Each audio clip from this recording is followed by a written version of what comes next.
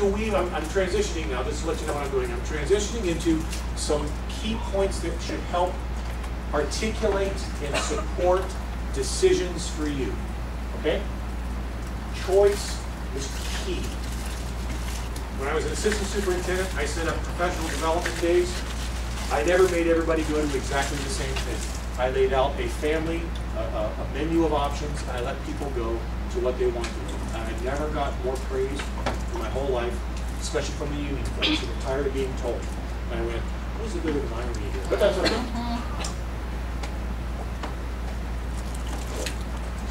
Who is that? It's not Madeline Hunter, it's, I'm getting tired. Judge of the board.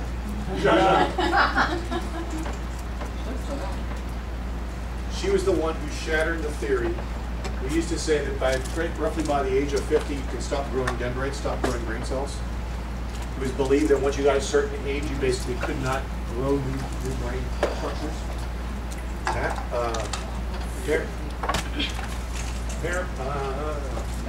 Let it go. She proved through her research that in fact, all you need to do as you age is continue to do new things. For instance, if you drive to work every day and you drive the same way every day, drive a different way the next time. It may be a place you're familiar with, but it's just something a little different. Break the patterns, right? Change it up. Madeline, there is a whole bunch of studies done. If you want to play with this yourself. That's exactly what we don't do in assisted living. Assisted living, everything is exactly we do exactly not that. Yeah. So to test yourself or have some fun yourself, here's some things you can do. If you wear your wristwatch on your left hand, put it on your right hand for a while. Just switch it around. Or put it on upside down. Just reverse it. So when you look at the watch, you go, okay, that's really, and you just cause yourself to think, just push the edge just a notch. They suggest you do things like, when you take a shower in the morning, if you take a shower, turn the lights off and take a shower in the dark. Hopefully a hammer helps or whatever. But just do things that, in fact, challenge you to think even just a little bit. And you brought up assisted living. They're seeing a direct correlation between the development of Alzheimer's. Yeah. I saw that with my dad. Yes, and you're learning. So as we age, it's critically important to continue challenging yourself mentally. Okay, very, very critical. The brain research is very, very profound. This is Susan Kovalik, thematic instruction. It's so critical for us, if possible, for you to work together with others so that what they get in your class, and then they go over to your class, there's a connection in the information, and when they get to your class, there's a connection in the information. Back to the comment somebody made, I think you made to me earlier about stuff hanging in your room. We talked about stuff. Watch out for that. The brain seeks patterns. The brain's always looking for connections to information. I'm working hard today to try and connect information to you so you go, oh, I see the relationship between this. You hear me keep drawing it back to your enterprise. That's my patterning piece. I'm intentionally coming back to you as an enterprise coach.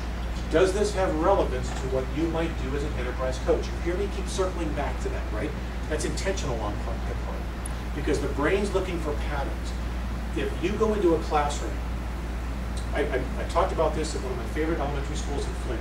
Principal took it to heart, he took it to a teacher. Teacher said, yeah, good idea. And it was about celebrating kids' work. He says, Carl, you got to come up and see what Brian did. So I went up and see Brian's classroom. I walked in and was like, wow. And there's stuff hanging from the ceiling and stapled to the walls and hanging from the desks and on top of the desks and on the chairs and on the file cabinets. And I walked in and my brain was just screaming like, oh. I couldn't even see the back of the room, you know. Oh. There was too much stuff, right? Too cluttered.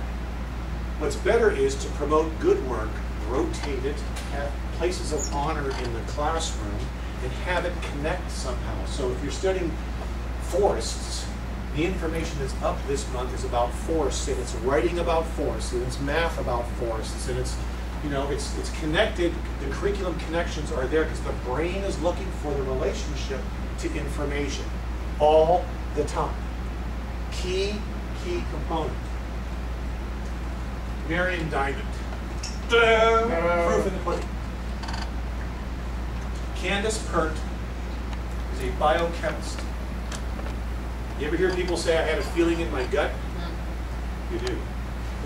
Turns out that they discovered in your neuropeptides, which are chemicals in your body, there's actually a relationship to emotions. They're stored in your neuropeptides. Where are the most neuropeptides in your body? In your intestinal tract. Man, a feeling in my gut. Bob Sylvester, this is huge, my friends, and then I'll get to him. Bob Sylvester, I heard him speak in Ann Arbor a number of years ago. Long-time researcher. He put up on the screen an image of an MRI, person's brain, left and right. The left side was as colorful as a stained glass window. Gorgeous. If there's color on an MRI, there's activity. Chemical, electronic growth, something's happening, right? Good thing to happen. Right side, same person, same exact region of the brain.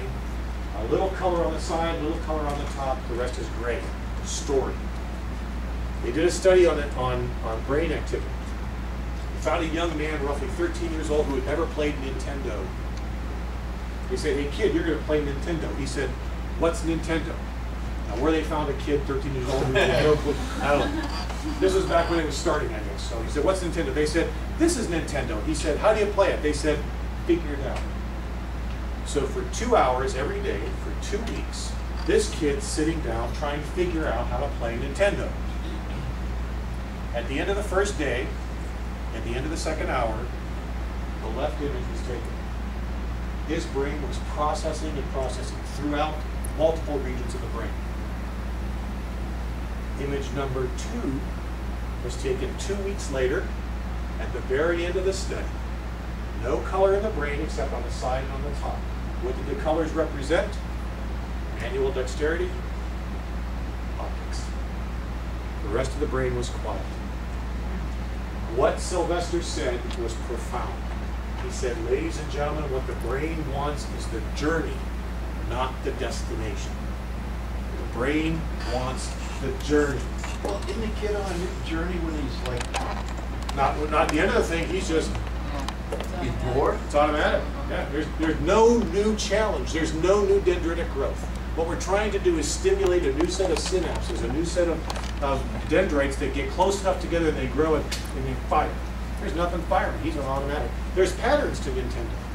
He's got it all figured out already. There's nothing new. So are you saying these are a rut? These are an addiction? You got it. And there's no thinking going on. There's nothing. Exactly. He's hardwired. He's hardwired. He's done.